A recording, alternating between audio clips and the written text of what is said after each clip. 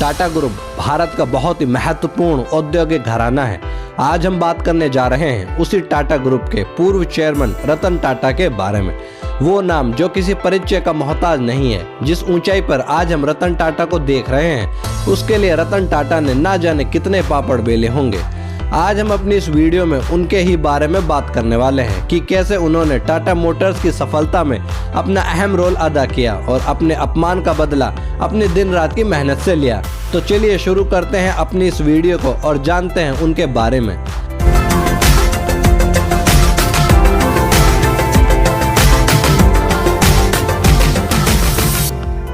रतन टाटा ने टाटा ग्रुप को एक नई बुलंदी तक पहुंचाने में बहुत ही महत्वपूर्ण भूमिका निभाई है। यूं तो टाटा ग्रुप भारत के सबसे पुराने औद्योगिक घरानों में से एक है, लेकिन अपने पारंपरिक व्यवसायों के अलावा नए नए क्षेत्रों में टाटा ग्रुप को फैलाने का श्रेय रतन टाटा जी को ही जाता है।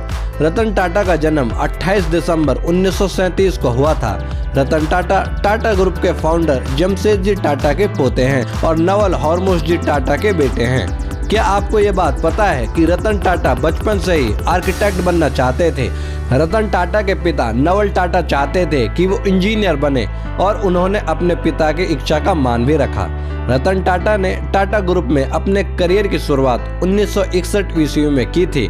1991 में उन्हें टाटा ग्रुप का चेयरमैन बना दिया गया।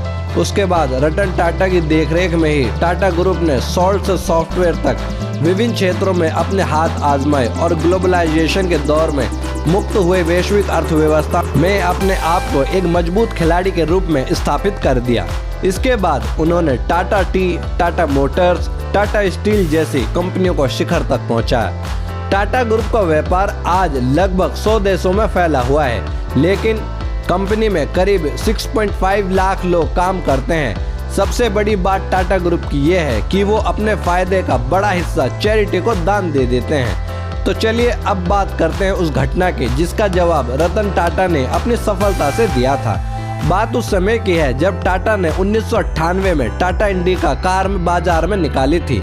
यह टाटा इंडिका रतन टाटा का ड्रीम प्रोजेक्ट था। इसके लिए उन्होंने बहुत मेहनत की थी, लेकिन इंडिका कार को बाजार में अच्छा रिस्पॉन्स नहीं मिला, जिसके कारण कुछ सालों में टाटा मोटर्स घाटे में जाने लगी।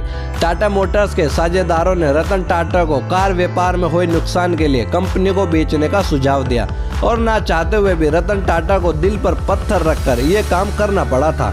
वे टाटा मोटर्स के साझेदारों के साथ अपनी कंपनी बेचने का प्रस्ताव लेकर फोर्ड के पास गए, जिसका हेडक्वार्टर अमेरिका में है। फोर्ड कंपनी के साथ रतन टाटा और उनके साझेदारों की मीटिंग 3 घंटे तक चली। फोर्ड के chairman William clay Ford junior ने रतन टाटा को बात ही बातों में यह कह दिया कि जब तुम्हें इस बिजनेस के बारे में कुछ जानकारी ही नहीं है तो तुमने इस कार को लॉन्च ही क्यों किया और तुमने इस कार को लॉन्च करने में इतना पैसा क्यों लगाया। हम तुम्हारी कंपनी को खरीद कर बस तुम पर एक एहसान कर रहे हैं। यह बात रतन टाटा के दिल पर लगी। रतन टाटा रातों रात अपनी पूरी टीम के साथ अमेरिका से मुंबई आ गए। फोर्ड की बात रतन टाटा के दिल पर लगी और रतन टाटा ने अपनी कंपनी को सफल बनाने के लिए जान लगा दी। देखते ही देखते टाटा कार के बिजनेस का ग्राफ बढ़ने लगा। इससे उन्हें बहुत फायदा हुआ। वह दूसरी तरफ फोर्ड कंपनी नुकसान में जा रही थी और सन 2008 के अंत तक दिवालिया होने के कगार पर पहुंच गई। उस समय रतन टाटा ने फोर्ड कंपनी के सामने उनके लग्जरी सीरीज की कार लैंड रोवर और जैगवार को खरीदने का प्रस्ताव रखा। बदले में फोर्ड को अच्छा खासा दाम देने को कहा, क्योंकि विलियम क्ले फोर्ड जूनियर पहले से ही जैगवार और लैंड रोवर की वजह से घाटा झेल रहे थे। उन्होंने यह प्रस्ताव खुशी खुशी स्वीकार कर लिया। विलियम क्ले फोर्ड जूनियर उसी तरह अपने साझेदारों के साथ टाटा मोटर्स के मुख्यालय पर पहुंचे। डील में यह तय हुआ कि लैंड रोवर और जैगवार 9300 करोड़ रुपए में टाटा मोटर्स के अधीन रहेगी। इस बार भी विलियम क्ले फोर्ड जूनियर ने वही बात दोहराई जो पहले उनके सामने कही थी, लेकिन इस बार बात थोड़ी पॉजिटिव थी। फोर्ड ने कहा कि आप हमारी कंपनी खरीदकर हमारे ऊपर बहुत बड़ा एहसान कर रहे हैं। आज लैंड रोवर और जैगवार टाटा समूह का ही एक हिस्सा है और सारी दुनिया में भारतीय कंपनियों का नाम रोशन कर रहा है।